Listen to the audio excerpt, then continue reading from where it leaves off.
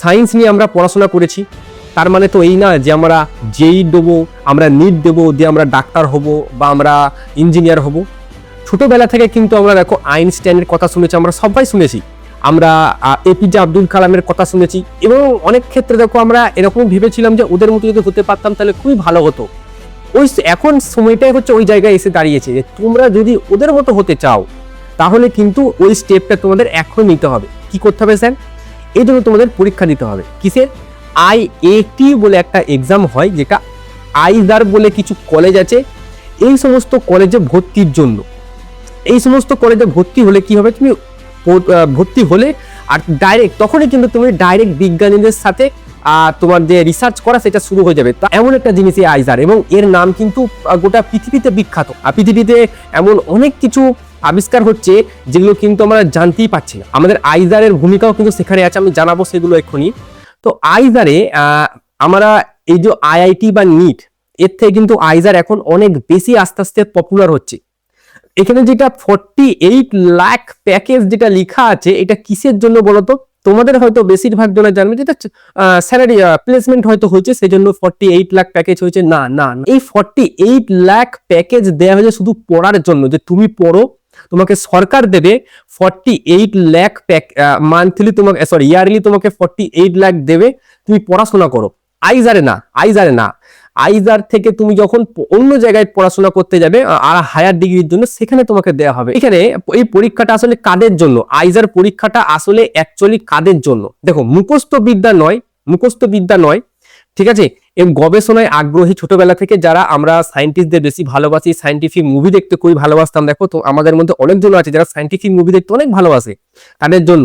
এবার দেখো, pass out appearing ছাত্র 2024, 25, 26 মানে ডবল ড্রপার যেটা বলা হয়, তারা কিন্তু এই পরীক্ষাটায় অ্যালাউ আছে।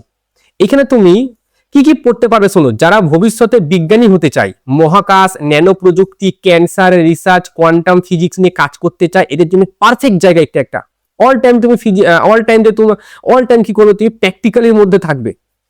যেই বা নিটের বিকল্প, অনেকজন জিজ্ঞাসা করে আমাকে, স্যার যেই বা নিট দিয়ে কি আমি অন্য কোনো ফিল্ডে যেতে পারি? ওইগুলো ছাড়া, যেই বা নিট ছাড়া, তো এইটা কিন্তু একটা খুব ভালো একটা অপশন হতে পারে তোমাদের জন্য। আচ্ছা, এখানে কি যারা ফিজিক্সের পাশাপাশি বায়োলজি, কেমিস্ট্রি, পাশাপাশি অঙ্ক, সবগুলো বিষয়কে সমানভাবে ভালোবাসে? আমাদের মধ্যে এরকম অনেক কিন্তু স্টুডেন্ট আছে যারা ধরো ফিজিক্সও ভালোবাসে, বায়োলজিও ভালোবাসে। তাহলে স্যারকে এমন কি অপশন আছে ফিজিক্সের সাথে সাথে আমি বায়োলজিটাও পড়বো? অপশন আছে। এইখানে তোমরা সেই অপশনটা পাবে। মানে পুরো ওপেন মাইন্ড, এখানে ওপেন থাকে সবকিছু, ঠিক আছে? তোমার যেটা ইচ্ছা তুমি সেটা নিয়ে পড়াশোনা করো, সেটা নিয়ে রিসার্চ করো, দিয়ে এগিয়ে যাও। আর কি আছে দেখো, বড় সাফল্য যেটা আমি বলেছিলাম যে পৃথিবীতে অনেক কিছু আবিষ্কার হচ্ছে যেখানে আইজারের ডাইরেক্ট ভূমিকা আছে। এখানে দেখো, 1 নম্বর দেখো, 2025 সালে এটা হচ্ছে কি, আইজার পুনে 2 অধ্যাপক যাদের নাম সীমা শর্মা আর সৌরভ দুবে, আর তাদের আন্ডারে এই 23 জন ছাত্রছাত্রী ছিল যারা আইজার পুনেরই। তারা কি করেছিল? তারা কি দেখো, হিগস বোসন গবেষণার এই সম্মানজনক পুরস্কার জিতেছেন। মানে পরমাণুর ভেতরে এক ধরনের কণা থাকে, হিগস বোসন বোর্ড পার্টিকেল বলা হয়, তোমরা নেটে গিয়ে সার্চ করো। তো ওইখানে কিছু ওরা পরীক্ষা নিরীক্ষা করেছিল, সেখানে সাকসেসফুল হয়েছিল, তার জন্য তারা কিন্তু পুরস্কার জিতেছিল। আর কি দেখো, ক্যান্সার ও ডায়াবেটিস গবেষণা, আইজার কলকাতা আর আইজার মোহালি এর বিজ্ঞানী এমন কিছু ন্যানো পার্টিকেল তৈরি করেছে যা শরীরে সুস্থ কোষের ক্ষতি না করে সরাসরি ক্যান্সার কোষকে ধ্বংস করে। এটা একটা খুব বড় সাফল্য। আমরা সবাই জানি যে ক্যান্সার রোগে চিকিৎসা হয় না বা ক্যান্সার রোগের ওষুধ নাই, ঠিক আছে? তো এটাও কিন্তু একটা খুব বড় আমাদের সাফল্য এখন আইজার কলকাতাতে হয়েছে। কিন্তু নেক্সট, সোলার টেকনোলজিতেও কিন্তু দেখো আইজারের ভূমিকা আছে। মানে প্রতিটা জায়গায় তুমি দেখো, খুব রিসেন্ট ইয়ারে কিন্তু এই সমস্ত জিনিসগুলো ঘটছে আইজার থেকে। একটা বিজ্ঞানী থাকবে, ওই বিজ্ঞানীর আন্ডারে আমরা স্টুডেন্টরা কাজ করব প্র্যাকটিক্যালি, যে স্যার এরকম হচ্ছে, তাহলে আপনি এটা দেখে নেন কি এটা কি না বৃত্তান্ত।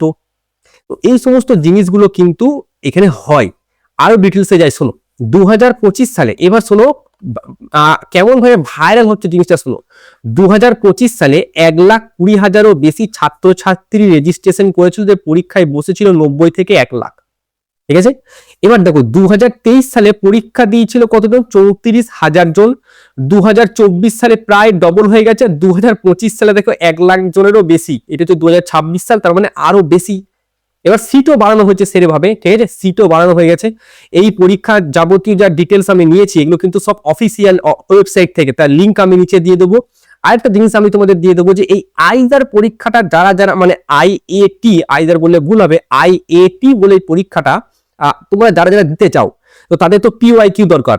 2 বছরের পিওয়াইকিউ 2024 সাল আর 2025 সালের পিওয়াইকিউ আমি ডেসক্রিপশনে দিয়ে রাখবো, ওখান থেকে তোমরা ডাউনলোড করে দেখতে পারো, ঠিক আছে। কোশ্চেনের লেভেল কিন্তু ভালো লেভেলের থাকে, যেই অ্যাডভান্স লেভেলের মতো কোশ্চেন থাকে, ঠিক আছে। নেক্সট আমরা দেখো, এবার ইম্পর্টেন্ট ডেটস এর দিকে আমরা আসি। তোমাদের পোর্টালটা শুরু হচ্ছে থার্সডে মার্চের 5 তারিখ। আমি আগের ভিডিওতে বলেছিলাম যে রেজিস্ট্রেশন ডেট 5 তারিখ আমাদের হবে। আচ্ছা, এপ্রিলের 13 তারিখ আমাদের কিন্তু অ্যাপ্লিকেশন ক্লোজ হয়ে যায়, মানে শেষ ডেট। এরপর ধরো আমাদের কিছু ভুল ভ্রান্তি হয়ে গেল, সেগুলো যদি আমরা এডিট করতে চাই তাহলে এপ্রিলের 13 থেকে এপ্রিলের 15 তারিখ। আচ্ছা, এবার হল টিকিট মানে অ্যাডমিট কার্ড যেটা, সেটা হচ্ছে 24শে মে আমাদের দিচ্ছে, এবং আমাদের জুন মাসের 7 তারিখে আমাদের কিন্তু এটার এক্সাম 9টা থেকে 12টা, ঠিক আছে। নেক্সট আমরা যাই ফিস, কত টাকা লাগবে? 2000 টাকা ফিস লাগবে। ওবিসি ক্যাটাগরি, জেনারেল ক্যাটাগরিতে 2000, 1000 লাগবে পিডাব্লিউডি বা কাশ্মীরে যারা আছে হিন্দু বা পণ্ডিত যারা আছে তাদের জন্য, আর 12,000 টাকা হচ্ছে ন্যাশনাল ক্যাটাগরি ফরজিন, মানে বাইরে থেকে মানে বিদেশ থেকেও কিছু ছেলে মেয়ে আসে যারা পরীক্ষা শুধু এই পরীক্ষাটা দেওয়ার জন্য আসে। তাহলে ভাবো জায়গাটা কতটা সম্মানজনক যে বিদেশ থেকে লোকেরা পরীক্ষা দিতে আসছে আইএটি এক্সামটা। নেক্সট কি আছে? সিট।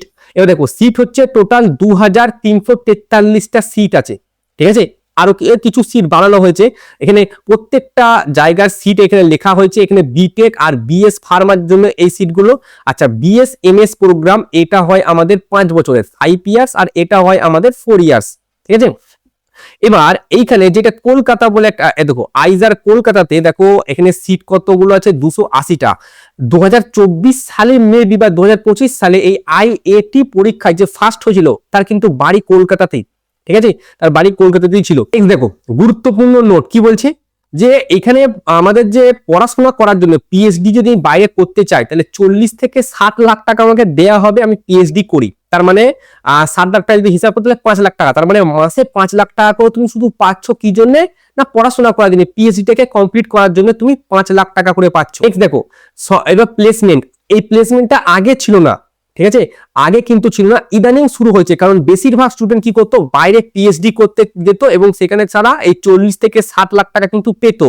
অক্সফোর্ডে যেত, তারপরে স্ট্যানফোর্ডে যেত, ঠিক আছে, এরকম আরো অনেক বড় বড় সব ইউনিভার্সিটিতে তারা পিএইচডি করতে যেত। এবার ইদানিং এখন কিন্তু চালু হয়েছে এই জিনিসটা, যে এই প্যাকেজিংটা এখন থেকে চালু হয়েছে। 14 লাখ, 11 লাখ, 10 লাখ, 11 লাখ, 8 লাখ, এটা ইদানিং চালু হয়েছে। প্লেসমেন্ট সেল আগে ছিল না। এখানে ভালো কিন্তু প্যাকেজ মোটেও খারাপ না, ভালো।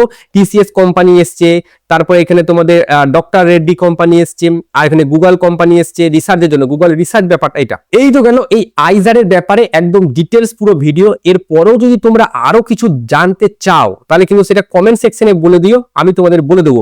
আর যত ডিটেলস, এই ডিটেলসের যে অফিসিয়াল লিঙ্ক, সেই লিঙ্কটা কিন্তু আমি তোমাদের ডেসক্রিপশনে দিয়ে দিয়েছি। আর 2 বছরের যে পিওয়াইকিউ, সেই পিওয়াইকিউটা আমি নিচে দিয়ে দিচ্ছি, ঠিক আছে। তোমরা সেগুলো অবশ্যই দেখে নিও। এবং ফর্ম ফিল আপের ডেট তো বলে দিলাম, 5ই মার্চ থেকে শুরু হবে। তোমরা ফর্মটা ফিল আপ করে নিও, যারা যারা করার ইচ্ছা তারা ফর্মটা ফিল আপ করে নিও।